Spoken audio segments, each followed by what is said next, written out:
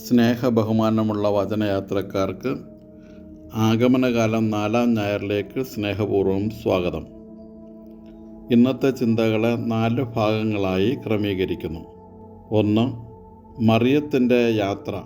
മറിയത്തിൻ്റെ വീട്ടിൽ നിന്ന് എലിസബത്തിൻ്റെ വീട്ടിലേക്കുള്ള ദൂരം 100 മൈലാണ്. ഐൻ കരീം എന്ന സ്ഥലമാണ് എലിസബത്തിൻ്റെ വീട്. പരിശുദ്ധ അമ്മ യാത്രാസംഘത്തോടൊപ്പമാണ് യാത്ര ചെയ്തത്. 4 ദിവസത്തെ വഴിയാത്രയുണ്ടായിരുന്നു. മറിയം യൂദയായിലെ മലമ്പ്രദേശത്തുള്ള പട്ടണത്തിലേക്ക് തിടുക്കത്തിൽ യാത്ര പുറപ്പെട്ടു എന്നാണ് രേഖപ്പെടുത്തുന്നത്.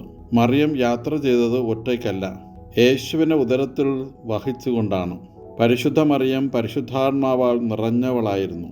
ആത്മാവാൽ നിറഞ്ഞവൾ ശുശ്രൂഷ ചെയ്യാൻ തിടുക്കത്തിൽ പുറപ്പെട്ടു. പരിശുദ്ധ അമ്മ തൻ്റെ മകനെ ശുശ്രൂഷയെക്കുറിച്ചുള്ള പാഠം പഠിപ്പിച്ചത് ഈ യാത്രയിലായിരിക്കാം എന്ന് നമുക്ക് യേശു തന്നെ അത് പറയുന്നുണ്ട്. മനുഷ്യപുത്രൻ വന്നിരിക്കുന്നത് ശുശ്രൂഷിക്കപ്പെടുവാനല്ല, മറിച്ച് ശുശ്രൂഷിക്കുവാനും അനേകർക്ക് വേണ്ടി സ്വജീവിതം മോചനദ്രവ്യമായി നൽകാനും എന്നാണ്. അപ്പോൾ അമ്മയിൽ നിന്ന് മകൻ പഠിച്ചത് ജീവൻ വിലയായി നൽകിക്കൊണ്ട് മറ്റുള്ളവരുടെ നന്മയ്ക്ക് വേണ്ടി തന്നെ സമർപ്പിക്കണമെന്നുള്ളതാണ്. പരിശുദ്ധാത്മാവിൻ്റെ നിറവിനാൽ എലിസബത്ത് നിറയുവാൻ പരിശുദ്ധ അമ്മയുടെ സാന്നിധ്യം വഴിയൊരുക്കി എന്നതും മറ്റൊരു കാര്യമാണ്. 2. പരിശുദ്ധാത്മാവ് പരിശുദ്ധ മറിയത്തിലൂടെ പ്രവർത്തിക്കുന്നു. ഗബ്രിയേൽ ദൂതൻ സഖറിയായ്ക്ക് നൽകിയ വചനം ഇതാണ്: അമ്മയുടെ ഉദരത്തിൽ വെച്ച് തന്നെ സ്നാപക യോഹന്നാൻ പരിശുദ്ധാത്മാവാൽ നിറയും. ലൂക്ക 1:15. പരിശുദ്ധ മറിയത്തിലൂടെ ആ വചനം നിറവേറി. പരിശുദ്ധ മറിയം ദൈവിക പദ്ധതിയെ ചലിപ്പിച്ചു. പരിശുദ്ധ മറിയത്തിൻ്റെ ശബ്ദം കേട്ടപ്പോൾ സ്നാപക യോഹന്നാൻ കുതിച്ചു ചാടി. എലിസബത്ത് പരിശുദ്ധാത്മാവാൽ പൂരിതയായി.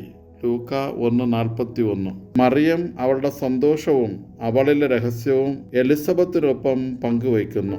ആത്മാവാൽ നിറഞ്ഞ് 2 ഗർഭിണികൾ തമ്മിൽ കാണുകയും അവർ പരസ്പരം പങ്കുവയ്ക്കുകയും ചെയ്യുന്നു.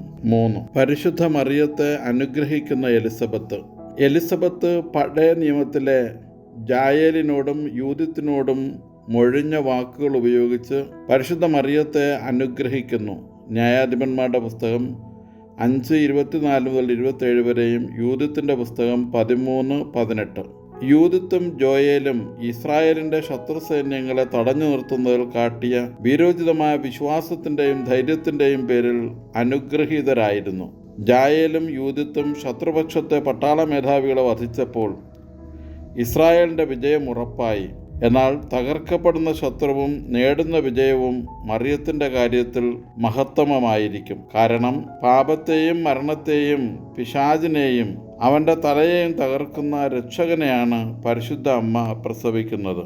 ഉൽപ്പത്തി 3:15, 1 യോഹന്നാൻ 3:8. 4. മറിയത്തിൻ്റെ ദൈവമാതൃത്വം തിരിച്ചറിയുന്ന എലിസബത്ത്. പരിശുദ്ധ മറിയം എൻ്റെ കർത്താവിൻ്റെ അമ്മ എന്നാണ് തിരിച്ചറിയുന്നത്. യേശുവിനെ കാണുന്നതിനു മുമ്പ് എലിസബത്ത് യേശുവിനെ കർത്താവായി തിരിച്ചറിയുന്നു. ഇത് ഇരട്ട രഹസ്യങ്ങൾ വെളിപ്പെടുത്തുന്നു.